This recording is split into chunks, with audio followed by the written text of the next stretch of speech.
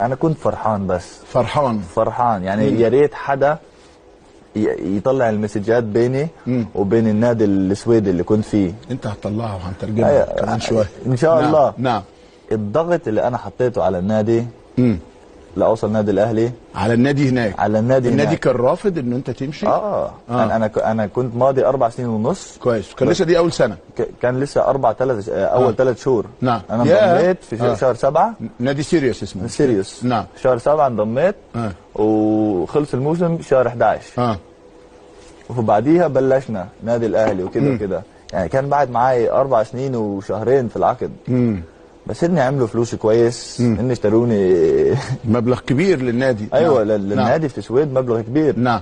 وبرضه هن اشتروني في يعني ولا حاجه من الدنمارك. نعم. يعني ولا حاجه، مبلغ قليل جدا. قليل. يعني في 3 شهور تعمل بيزنس كويس. كسبوا مكسب كبير. نعم. وده اللي انا استخدمته عليهم. يعني ايوه، ضغطت عليهم. والله كان في 4-5 نوادي.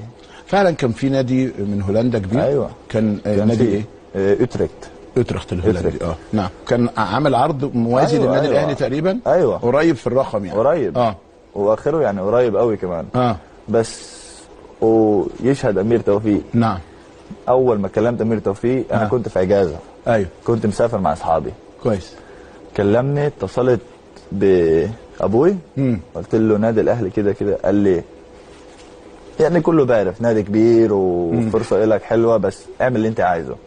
رجعت كلمت امير توفيق، قلت له هتصل بوكيلي. هو كان مكلم وكيلي اللي هو معاك دلوقتي حمزه؟ لا، ولا كان حدا ثاني. ايوه. نعم. الدنمارك، وكيل الكوره يعني. نعم. قلت له احنا هنمشي مع الاهلي. دي امتى؟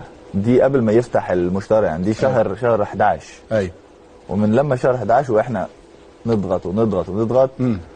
فالحمد لله ربنا معانا، وقاعدين هنا دلوقتي مع الكابتن شوبير.